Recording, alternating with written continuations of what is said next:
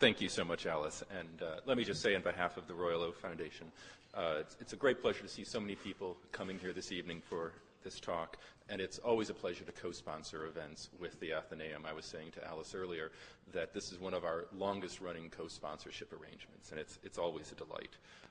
Just a brief word about the Royal Oak Foundation. For those of you in the audience who may be new to us, the Royal Oak Foundation is an American membership organization of individuals interested in the shared cultural heritage of Britain and America. Throughout the nation, or rather across the nation, we sponsor lectures, tours, special events on topics related to architecture, fine and decorative arts, gardens, and garden history. Royal Oak Foundation is also the American partner of the British National Trust. The National Trust is the proud owner of hundreds of English country houses, castles, and gardens, many of which you'll see in the talk tonight. They are the owner of vast areas of natural beauty, including much of the Lake District and the White Cliffs of Dover, and they are also the owner of 2/3 of the nation's coastline. And all of this is free to Royal Oak Foundation members with their membership card. But I have a purpose here this evening, and that is that we have gathered to hear Simon Jenkins. And the question is, how does one introduce a person with so many varied accomplishments? Well, I decided to start really at the beginning, to say that Simon Jenkins was educated at Mill Hill School. He went on to St. John's College at Oxford. He began his journalism career at Country Life magazine, and he was the political editor of The Economist from 1979 to 1986. He also founded the Sunday Times of London book section, and he currently writes a twice-weekly column for the Times of London and a weekly column for the London Evening Standard. He has also edited both of those papers as well. Simon Jenkins is the 1988 Journalist of the Year and the 1993 Columnist of the Year. He is also the author of books on United Kingdom politics, a couple of titles, The Battle for the Falklands and Against the Grain, Writings of a Skeptical Optimist. And this is just the beginning, because this is only his career in journalism. On the heritage side of the equation, there are really significant accomplishments as well. He was deputy chairman of English Heritage from 1985 to 1990.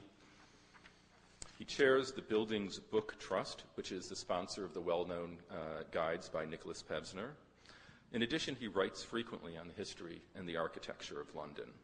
And his noted book, England's 1,000 Best Churches, has now been followed by England's 1,000 Best Houses, which will inform his talk this evening, which is entitled England's Favorite Country Houses. So please join me in making Simon Jenkins feel very warm this evening. Warm welcome.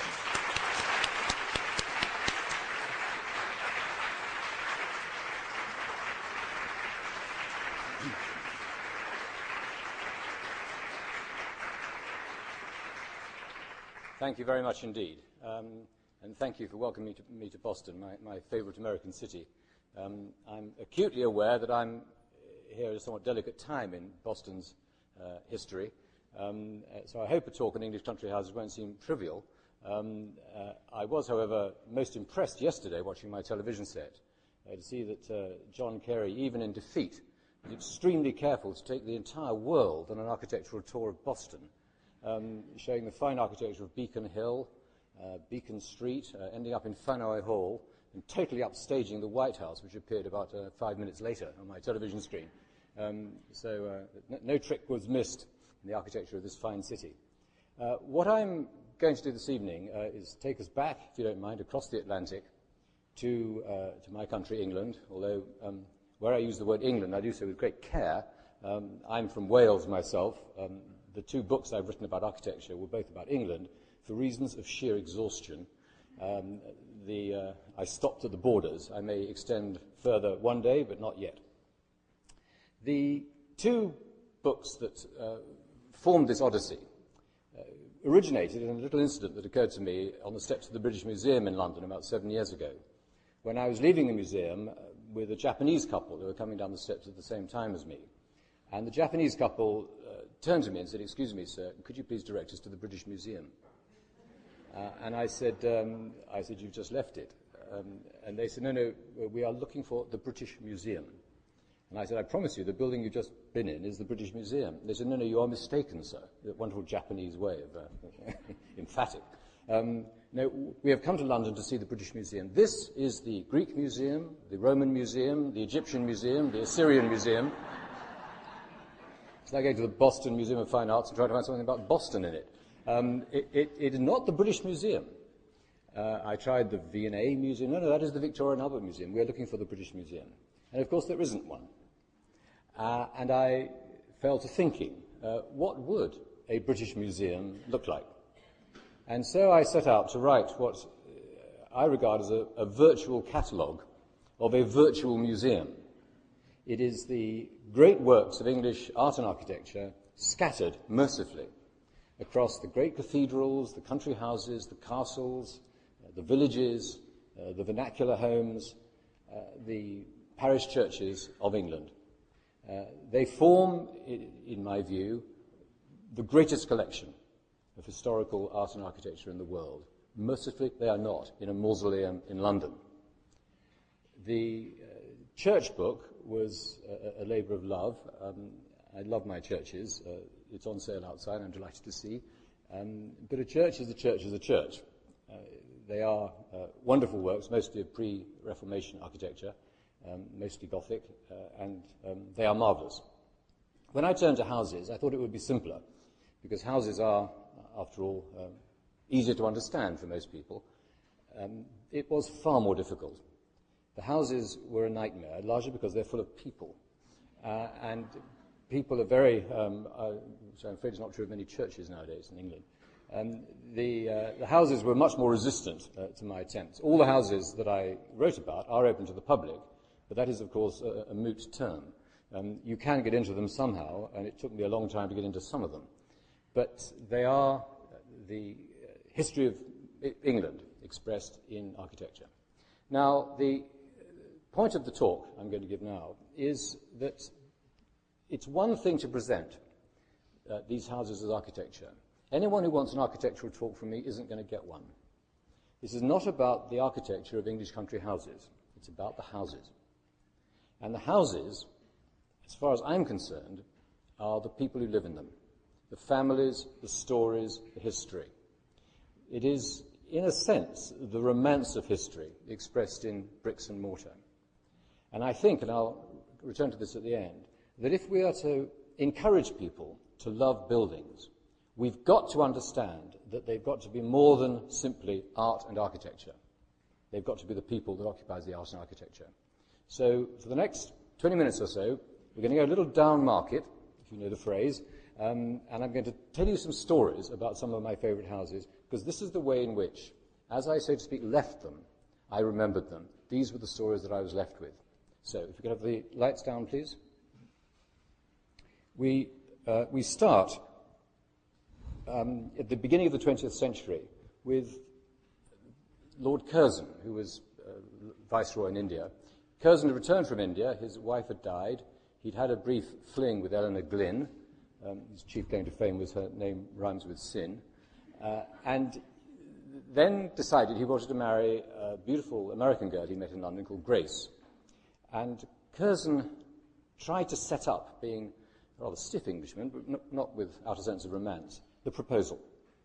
And so he invited her out for a weekend drive, drove her down to Sussex, stopped the car, blindfolded her, led her through a wood, up a little slope, came to a clearing in the trees, took off the blindfold, and said to her, "Darling, I want to marry you." I wasn't there, so I don't know what she said. He said, but it was the gist of it was, "Darling, I want to marry you. And I want you to know that this is the sort of place where I want us to live together."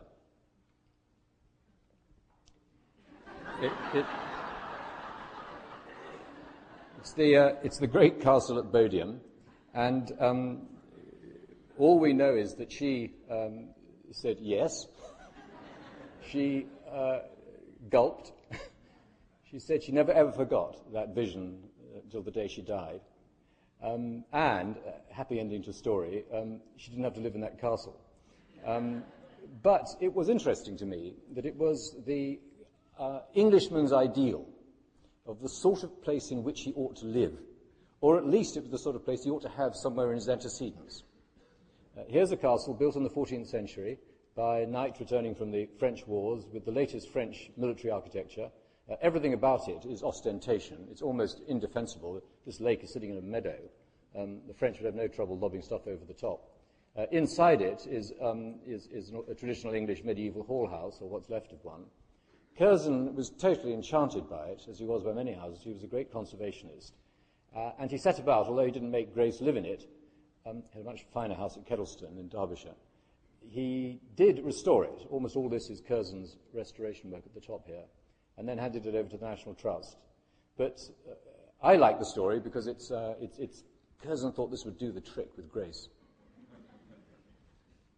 A quite different house of much the same period is Cothele in Cornwall, a house that simply grew from a manor house with courtyards and ranges and parlours and stables and offices and so on. The Edgecombe family, great grandees of Cornwall, had occupied this house since time immemorial. At the end of the Tudor period, they got rich and decided to move down to somewhere grander on Plymouth Sound, Mount Edgecombe, which is still there, mercifully feeling that they should not, in a sense, demean their ancestors by getting rid of Cothele. So they kept Cothele. They used it for, frankly, members of the family they didn't want down at Mount Edgecombe. They tended to be unmarried women, unmarried sisters, dowagers, difficult aunts, almost all women, left at Cothele unless they're needed for a dinner party down at Mount Edgecombe. A horrible place to be left, I'd have thought. It was extremely damp, and it was the measure of family politics that houses like this were used for purposes like that. It is, as a result, however, completely untouched since the late Middle Ages, one of the few English houses of which that's true. And it's a warren of the most marvellous rooms, tiny rooms, covered in tapestry. Whenever they got finished with the tapestry at Mount Edgecombe, they'd send it up to Cothele to cover a bit of damp in the wall. And the whole of the house, this is all tapestry. It's wallpapered in tapestry. Lovely Flemish tapestries, hacked about, chopped up, wherever there's a patch needed filling in the wall. That's all fine tapestry. This superb four-poster bed is one in which Charles II slept. I have to say, I went to, 2,000 houses, and I came across at least 2,000 beds in which Charles II slept. I think he slept in more beds than he had nights on earth, but I'm told he slept in this one. This is Oxborough Hall in Norfolk. It was the house of the Bedingfeld family. Towards the end of the Middle Ages, the greatest honour that could be bestowed on you was to have a visit from the monarch, who would go on a sort of peripatetic wander around the country, passing judgment and ruling it. He would arrive at the house of the local magnate, which was a great honour because you usually got a baronetcy or a peerage out of it, but you had to put him up. And putting him up wasn't just a matter of bed linen. You had to build him something like this. This is the Royal Gatehouse at Oxborough. The King's Chambers there, the Queen's Chambers there, the pages up there. It's one of the finest royal progress, royal chambers that anywhere in England. And it still stands. One of the reasons why it stands is it was built for Henry VII. Henry VIII came along shortly afterwards, and with him the Reformation. But the Bedingfelds were very devout Catholics and refused to pay homage to the king as head of the Church of England, and as a result suffered the penalty of recusancy for the next 200 or 300 years, really. They were not allowed to expand. They were fined.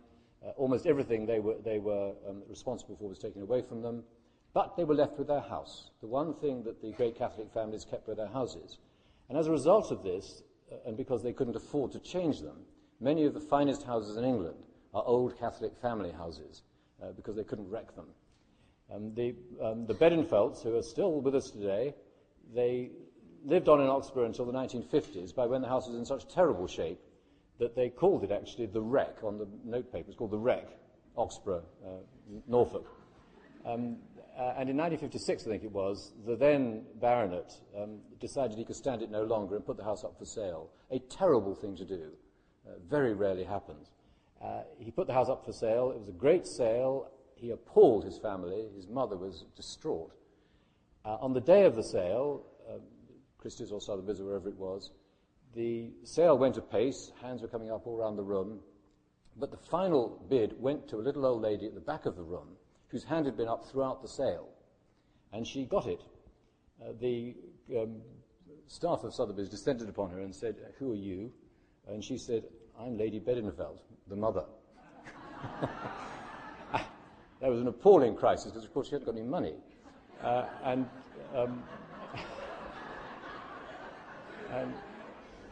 when it was pointed out this was not legal, she said, "It wasn't me, it was St. Teresa of Avila who was raising my hand." But the house eventually, after tremendous negotiations, went to the National Trust, and the Bedingfelds actually still live in a wing of it, which is rather nice. This is one of the great houses of England, and I think really my favourite. It's Hardwick Hall, the home of Bess of Hardwick in Derbyshire, on a great bluff over the motorway. It's one of the grand houses of what's called the English Renaissance. It's superb in every way. This is one continuous room, great high chamber at Hardwick. And it's all glass, as you can see. I mean, glass was the sign of wealth. Bess was the patron saint of alimony. She got through 4 husbands, and her last husband, the Earl of Shrewsbury, was celebrated both for being stupefyingly rich, but also for the appalling nature of his relations with his wife. He called her the worst plague that was ever settled on the English people. She would fight him physically in front of the Queen in court, Queen Elizabeth. And Queen Elizabeth once is said to have had to separate them. They were having such an appalling row. They eventually lived apart, Bess going up to Derbyshire. It was also said that Shakespeare based The Taming of the Shrew on Shrewsbury because the relations between them were so bad. I always wondered why that inoffensive little creature, the shrew, should be tarred with that brush, but now we supposedly know. But she was a prodigious builder, and towards the end of her life, she consulted a soothsayer or astrologer or whatever and asked what would be the secret of her longevity. And he said simply, "Bess will never die as long as she builds." And in her 90s, she was building, I think, 12 houses. But one winter's night, the frost was so hard that the following day the builders couldn't get up the hill to continue work on Hardwick. And it was the first time they hadn't been at work, and Bess was found dead in her bed the following morning. It goes to show, keep in with your builder. A different sort of house, a simple manor house in Herefordshire called Helen's, the house of the Walwyn family. These magnificent griffins on the staircase are there because the daughter of the Walwyns in the 17th century fell in love with the son of the groom and eloped with him. Her father took a very dim view of this, and indeed 2 days later so did Hetty, the girl, and returned to the house, thinking better of her ways, went to see her father and said to her father, "I'm terribly sorry for causing you this distress. Will you please forgive me?" And he said, "Hetty, I do forgive you. Now go up to your room." And she walked up these stairs, past these griffins, into her room, and he followed her up, shut the door behind her, locked it, and it stayed locked for 30 years. And the wonderful thing about, I find, these houses is that you can walk these stories. You can go up the stairs, you can go into the room, you can see the lock, actually, you can even see the key. And on the panes of glass in the room, you can see her engravings of her regrets, which she did when she was sitting in the room. Very sad story. Very different sort of sad story. This is a man called William Banks. William Banks was a great Regency figure, young man, very rich indeed, went on the grand tour, decided he was going to build the finest house in England with the sweepings of Italy and France, and brought back a magnificent collection of Titian's, Tintoretto's, Rubens's, furniture, statuary, to his ancestral home at Kingston Lacy in Dorset. He was a true Regency rake. We think we get up to things. They were appallingly badly behaved, no other way of looking at it. Lord Byron called William Banks the father of all my mischief. If you know anything about Lord Byron, the idea of being the father of his mischief gives you the measure of Banks' misbehaviour. He was building the house. This was by Roger Pratt, then rebuilt by architect of the House of Parliament, Charles Barry. He got about as far as that with his rebuilding work when he was caught misbehaving in Green Park with a guardsman, and was arrested. It was a very serious offence in those days, and told that he'd be imprisoned for life if not executed if he didn't flee the country. So Banks fled the country. He went to live in Venice. He lived there the rest of his life. He never came back to England, but spent the rest of his life building Kingston Lacy by correspondence. And simply and meticulously designed everything in it. Letters were pouring into his agent in London and at Kingston. Great packing cases arrived with pictures and statuary and furniture. It was, again, the illustration of this relationship of an English aristocrat with his house. It didn't matter if he didn't even live in it. It was, in some sense, the embodiment of his inheritance and his heritage. It was what he was going to pass on to future generations. And Kingston was really one of the most magnificent, this is the interior, most magnificent of these great houses of the 18th, early 19th century. And he never saw it. It is, however, said that at the very end of his life, in the 1850s, a carriage drew up at the gate of Kingston Lacy one night. Money changed hands, torches were got, and a cloaked figure walked round every inch of Kingston Lacy House with the torch, inspecting everything. Went back to his carriage, disappeared, and was never seen again. And it's thought that it was Banks come to see his handiwork, to check it out before he died. The story is believed to be true by the family. Now, National Trust House. I include this one because it's a house of bizarre distinction. It's unquestionably the most haunted house in England. And people always want to know about haunted houses. I don't believe in ghosts, but if I did, this is certainly the place I'd go to. It's a house called Woodchester. It's in the Cotswolds in Gloucestershire. It was built by the son of a Liverpool merchant tycoon called Lee. And Lee was very devout, and he and his wife decided they wanted to live in a house designed by Pugin in what's called the monastic Gothic style.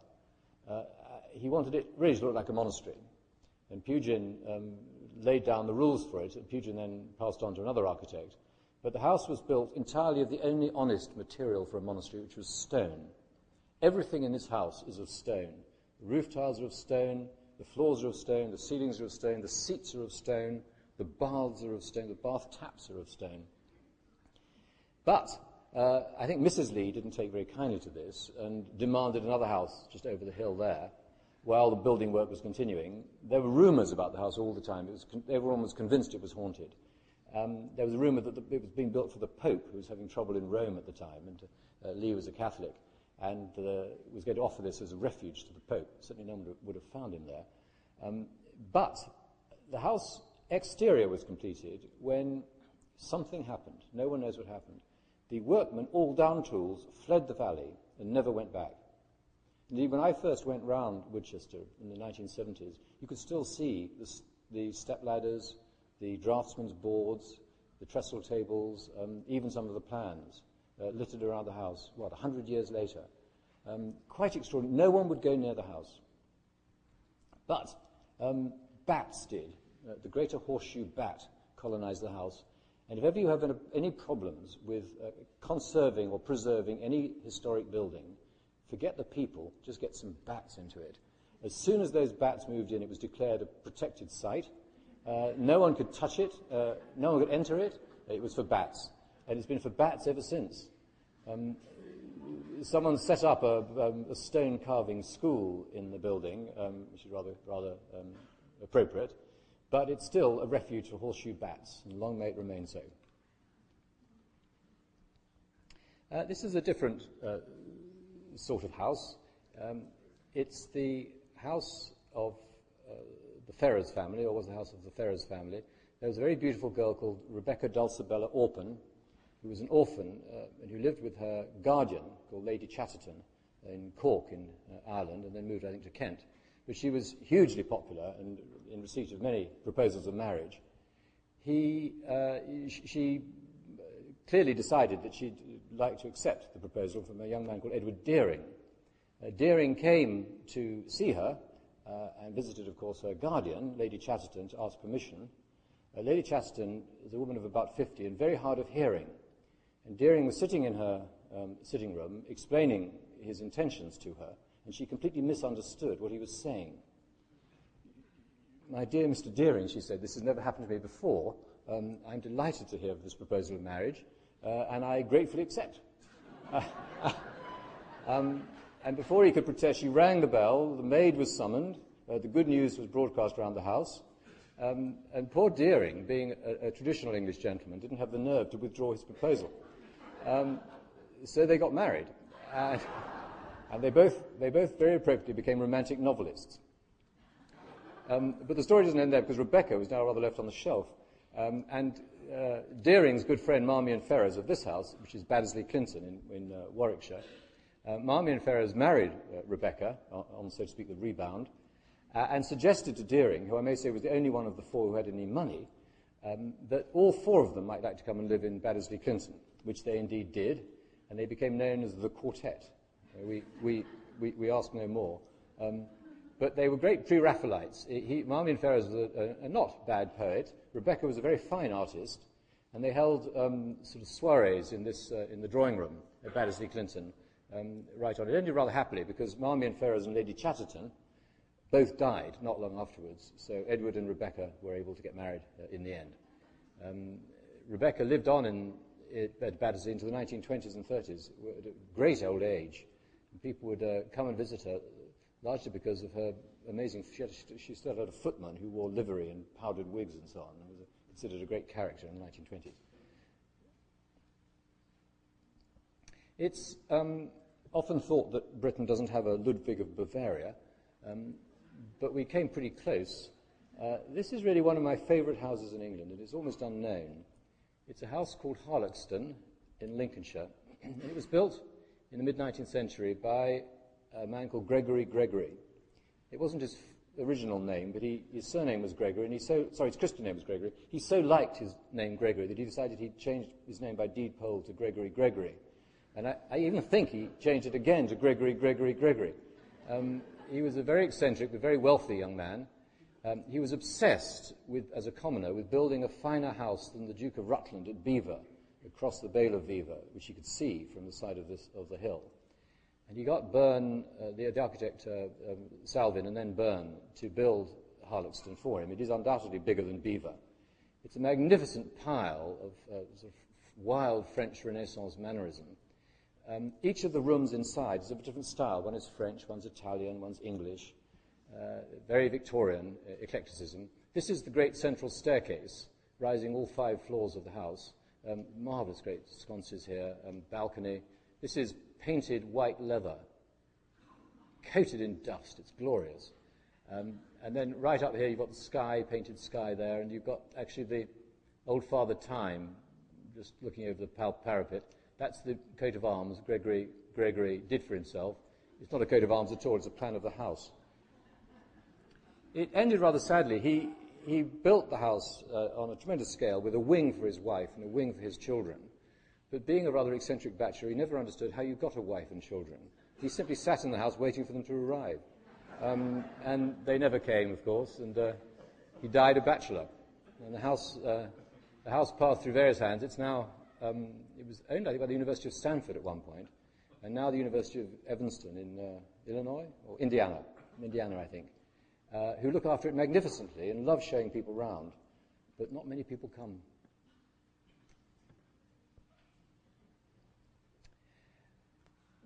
The end of the 19th century, the turn of the 20th century, saw the beginning of an interest in what we now call vernacular architecture.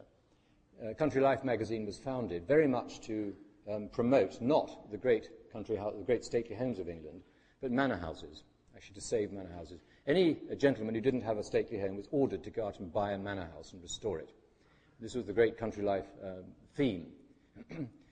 There was a young man called Charles Wade who was the son of a tea planter or coffee planter in the West Indies. He was sent back to England at the turn of the 20th century to be educated by his grandmother, who was a sort of sadist. And she decided that the way to educate him was to effectively shut him in his room. He wasn't allowed any friends. They were a bad influence. He was not allowed to laugh. That was a sign of triviality. He was allowed no toys at all, and he was taught by his grandmother.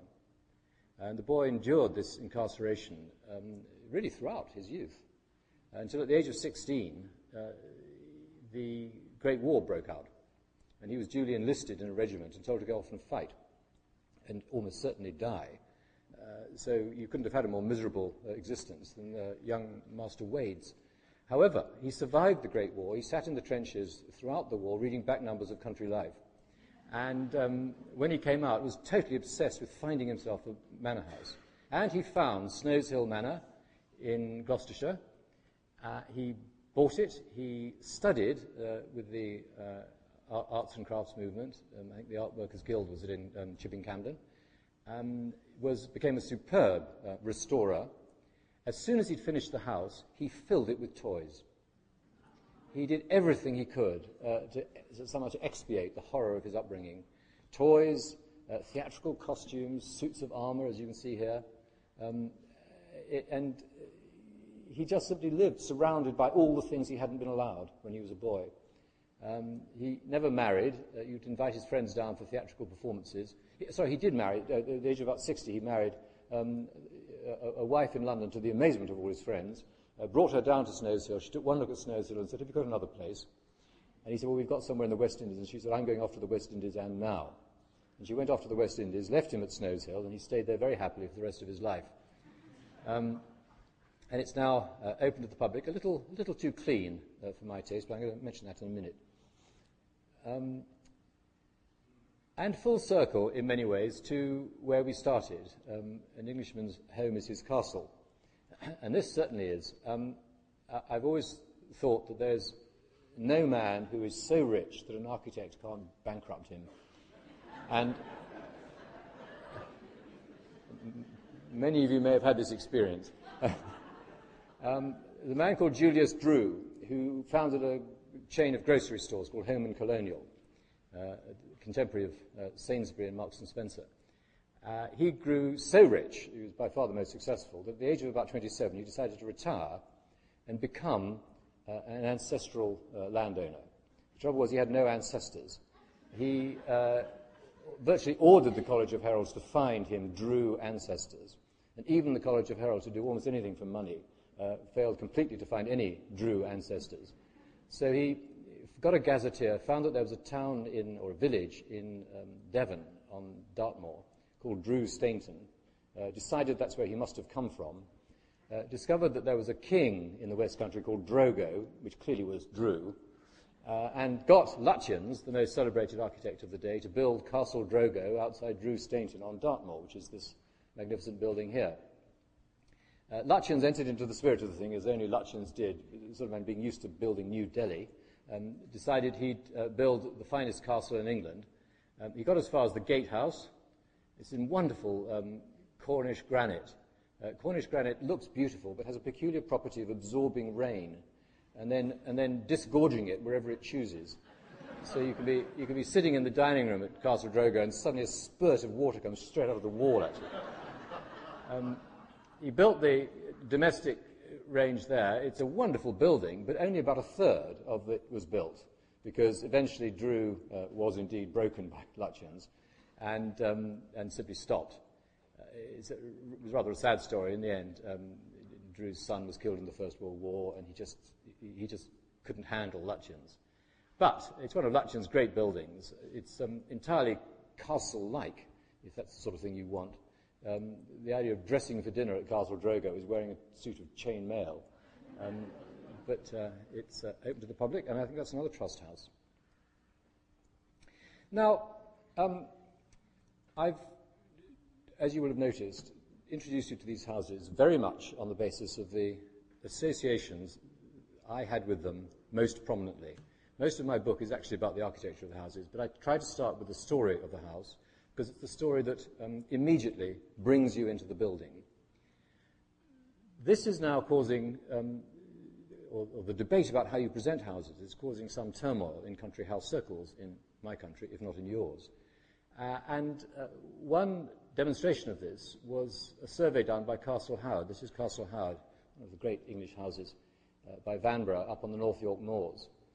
Castle Howard, still in the ownership of the Howard family, decided to do something that had never quite occurred to the National Trust, I have to say, which was to ask people who went around it what they enjoyed. I feel the National Trust ask the question, what have you endured? But anyway, Castle Howard, what have you enjoyed? And somewhat to their surprise and dismay, nobody mentioned the architecture. Very few people mentioned the Titians and Tintorettos and fine art. The two things people wanted to know about, and the reason why they'd come, was what's it like living in a house like this, and who are those people in all the photographs? And this set Castle Howard thinking as to how they best presented the house.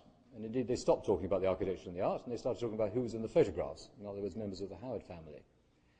And I think that almost all these houses now are beginning to question the great art historical tradition, which says that great houses are about architecture and art, and trying to find new ways of presenting them to a new public. And the remaining slides illustrate various ways of cracking that problem. It's easy if you're Althorpe House in Northamptonshire, and you have, I don't know if you can see it, that in your ancestry, that being Diana, Princess of Wales.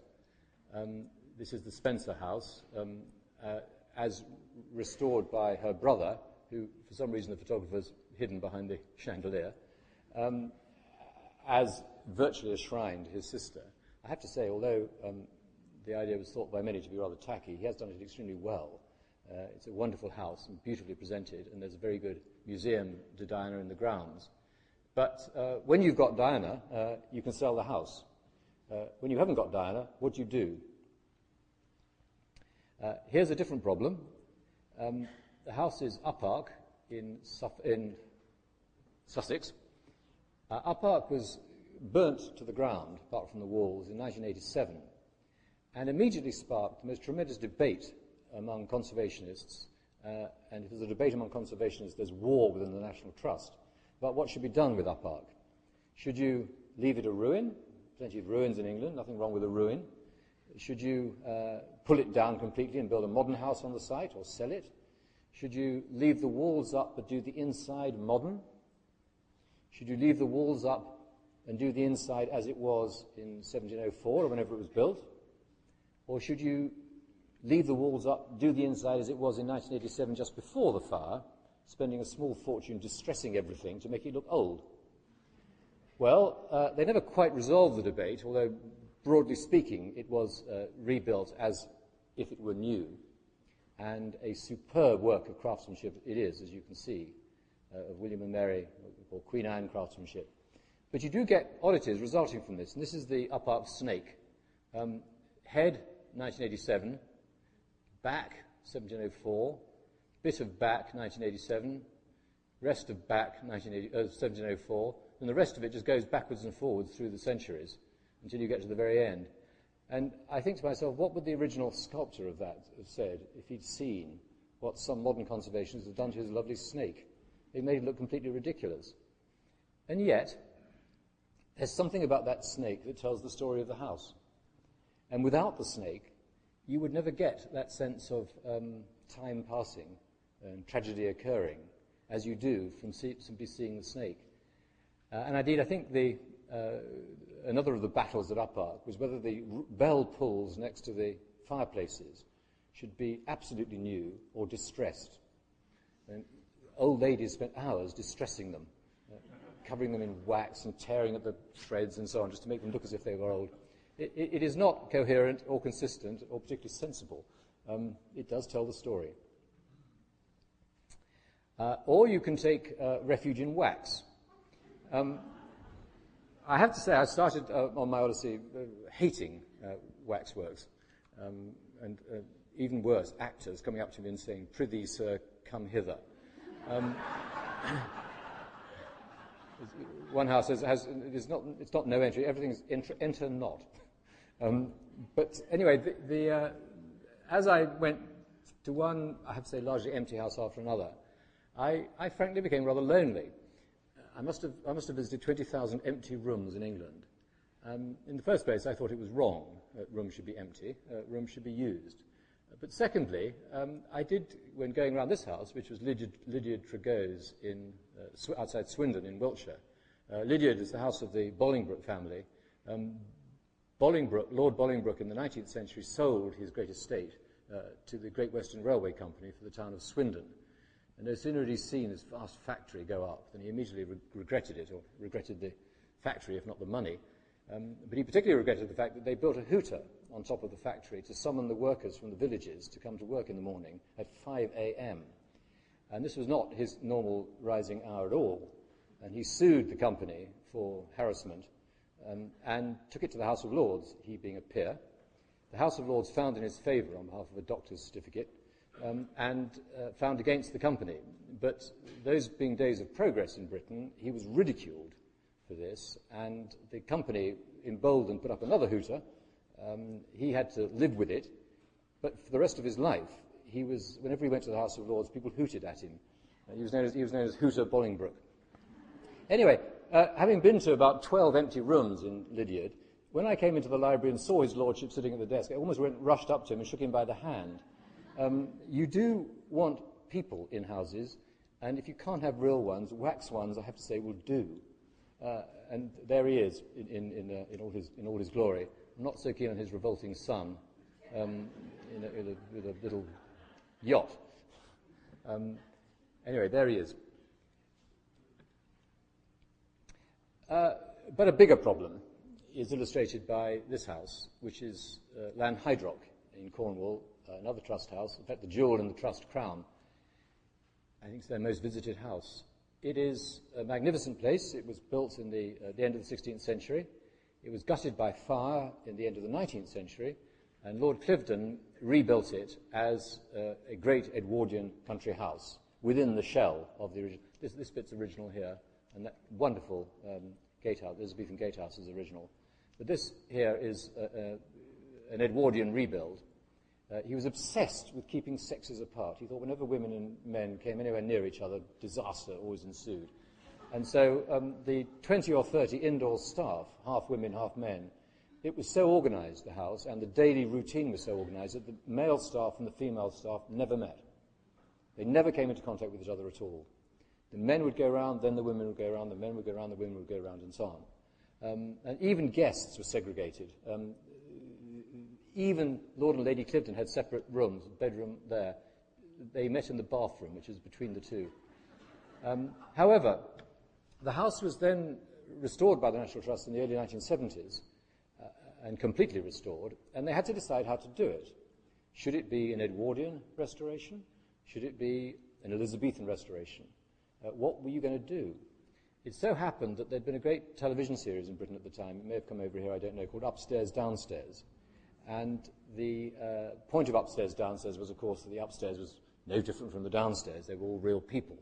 So the downstairs at Lanhydrock was magnificently restored, as was the upstairs. And the experience of going around the house was to see, in a sense, how a house worked, how the servants operated, how the grandees upstairs were fed by the servants, and so on. And this is the way in which it's been restored today. And as a result, the most popular room in the house really is this room. People are fascinated by the lavatorial arrangements of ancient houses. This is the pot room. And you can see all different shapes and sizes. Goodness knows quite what you did with them. But anyway, the people going round Lanhydrock are simply fascinated by these two aspects of it. Now, I have to admit, and this is a partisan point of view, I find a house in which absolutely everything has been restored immaculately. There's linen on the beds, there's toothbrushes in the beakers, there's soap immaculate in the dishes. Downstairs, the kitchen is all ready for cooking, the table in the dining room is laid for a banquet, the cushions in the sitting room have been puffed up to look really nice. The house is absolutely ready to be lived in, and no one lives in it. And after going to hundreds and hundreds of these houses, I'm afraid I became rather left-wing. I did think to myself, these houses were built to be lived in. My churches were built to be prayed in. Houses were built to be lived in. And it's wrong to have houses of this degree of lavishness particularly, unused for the purpose that they were intended, simply kept as museums. And it's interesting to see what happens if you take what might be called a different view.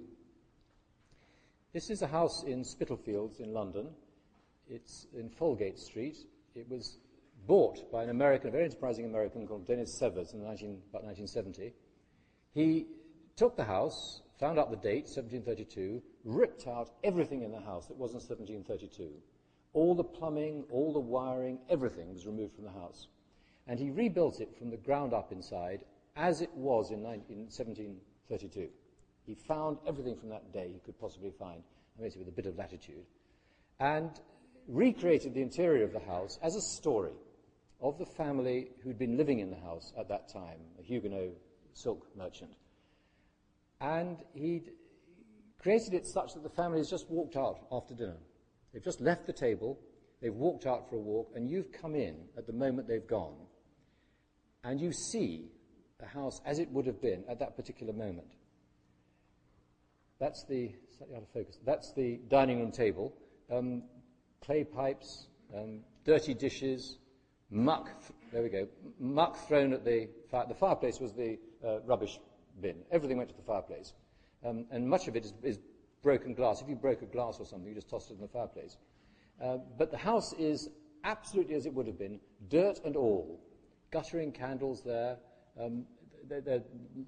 lace bonnets lying around on the floor.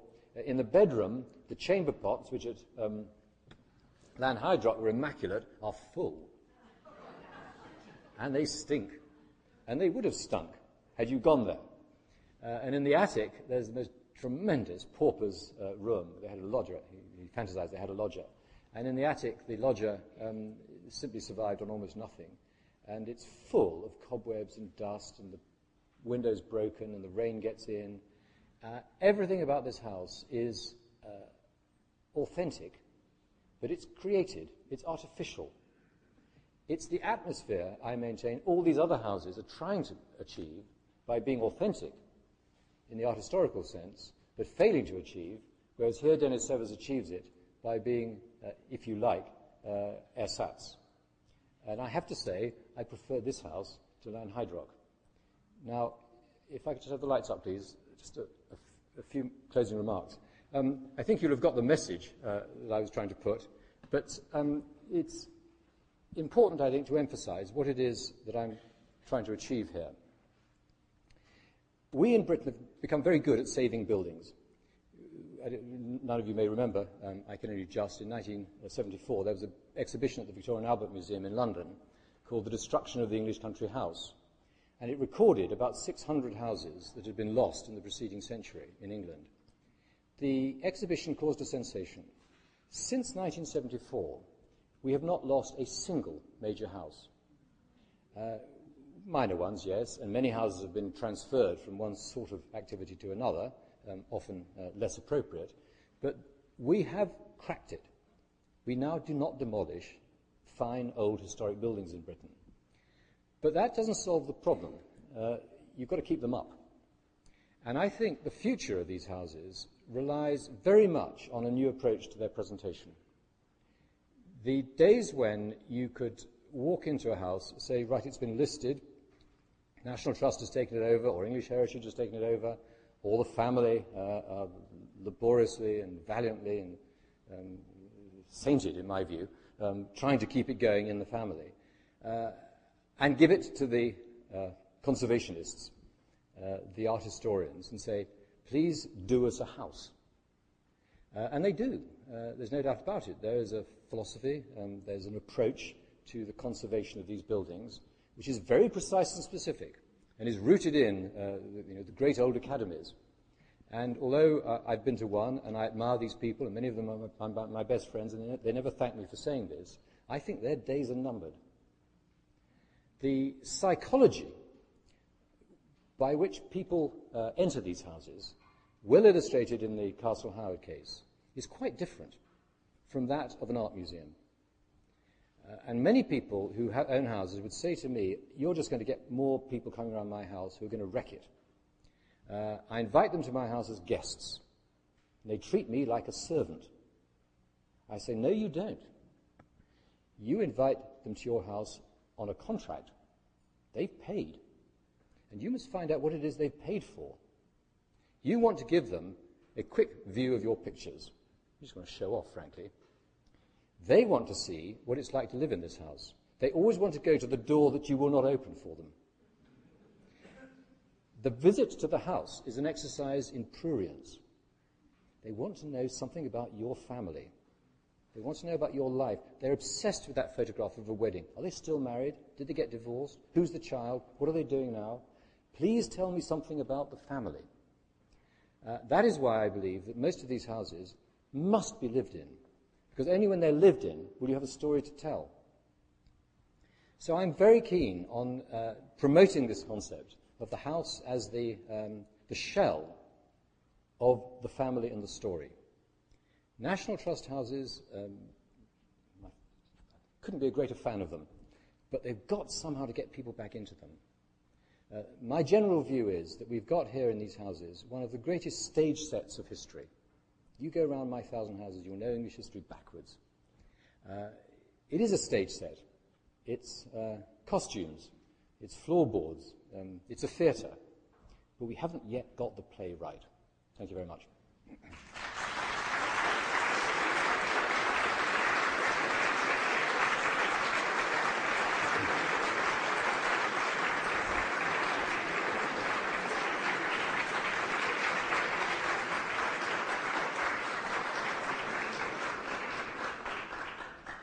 Now, I'm told there's a few minutes for questions, so anyone got a question? Yes? What if I'm wrong?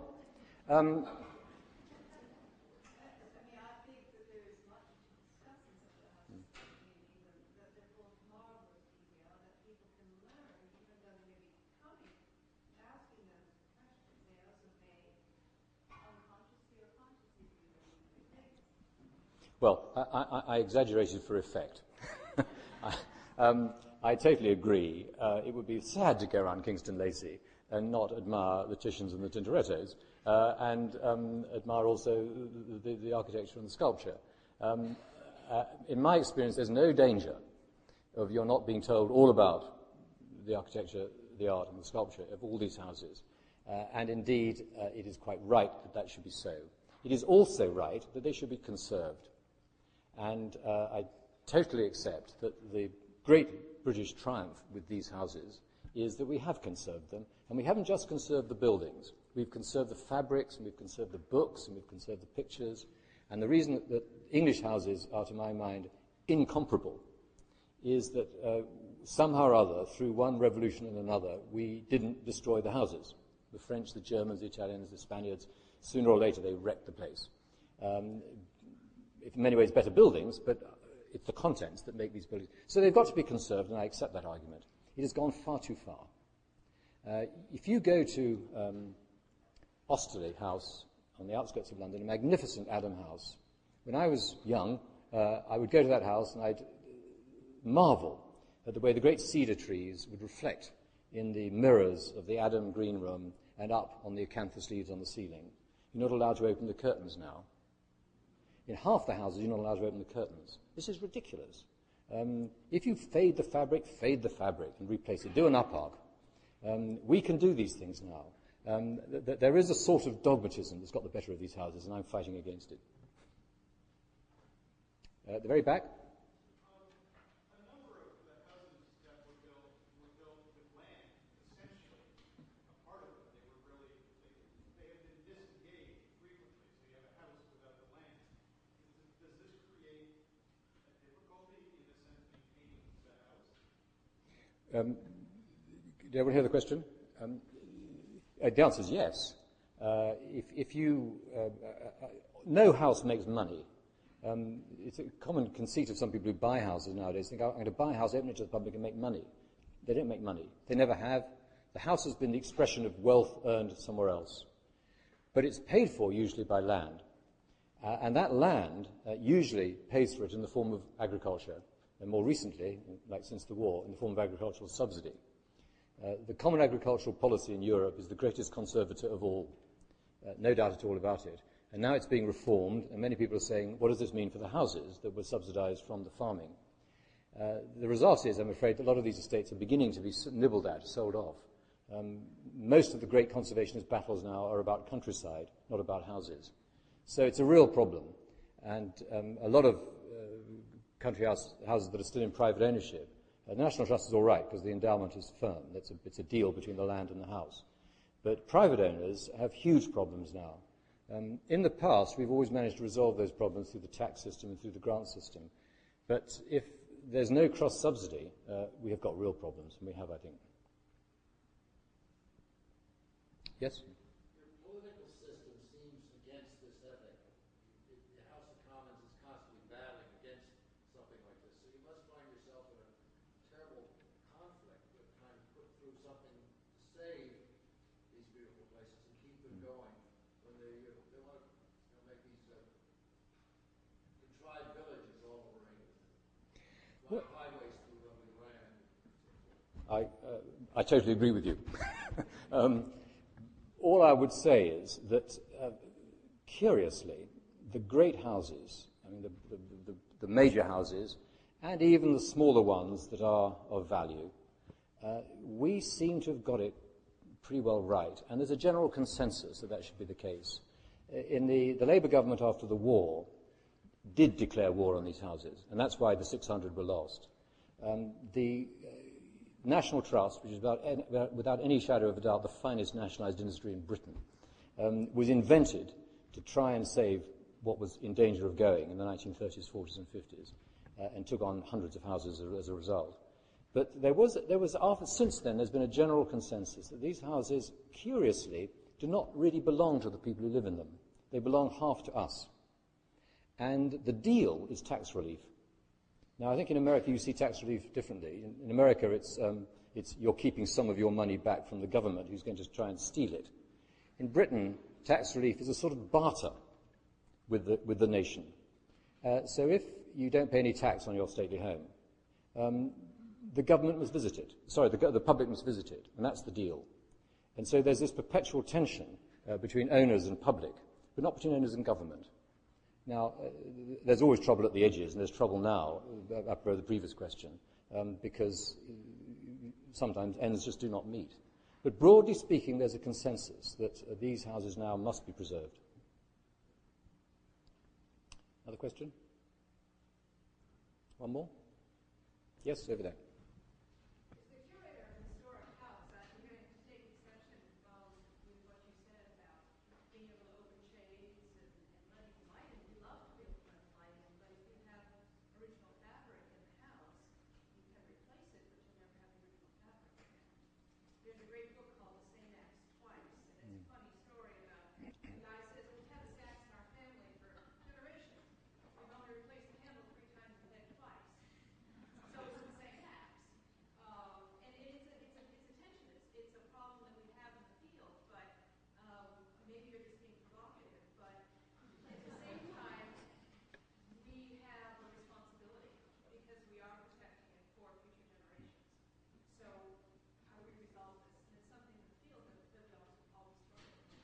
Well, I'm very aware of your point, and I've never given this talk, but someone hasn't got up and said exactly what you've said, and I'm totally sympathetic.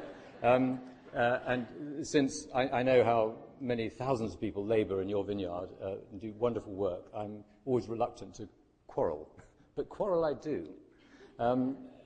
It is a matter of balance, of getting it right, and there's no doubt that in the case of, I think that in the case of most houses in England, the Conservatives have got too much of the argument. I've got no problem with withdrawing the fabric that's precious from the sunlight, but it is now in some English houses really quite a bleak experience going around them. You're just not allowed to see anything, and I'm not just being provocative. I mean, I've wrestled with elderly ladies who are trying to stop me lifting the blinds. Some houses look as if they're in mourning for the dead. These houses are being preserved for people to see. They're not being preserved for some ghostly, mythical future person who even then won't be allowed to lift the blinds. So if something is so precious that it mustn't be anywhere near the light, move it away from the light. But the idea that these houses should be shut to the light, I just do find unacceptable. And I have to say it extends to many other aspects of conservation too. I mean, you find staircases you can't now walk up, battlements you can't walk along, although health and safety is another problem.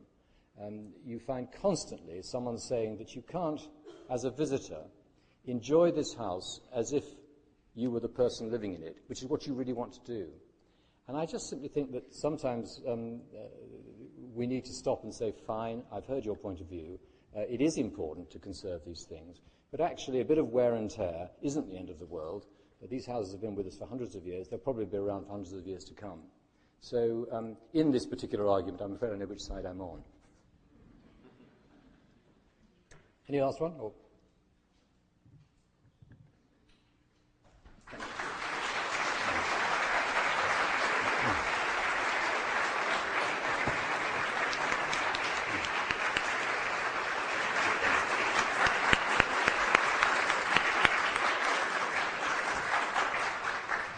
Thank you, Simon Jenkins, for a really fascinating talk and for allowing us to see these houses really in new ways and with new eyes, and for your efforts to bring the people and their stories back into them and to let the light in, so to speak.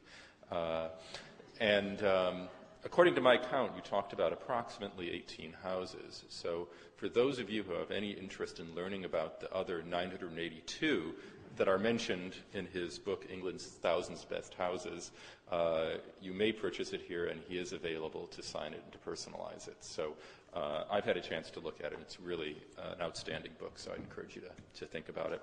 So I just want to close by thanking on behalf of the Royal Oak Foundation, thanking the Athenaeum for having all of you here this evening, for welcoming Simon Jenkins, and we'll look forward to seeing you at another lecture.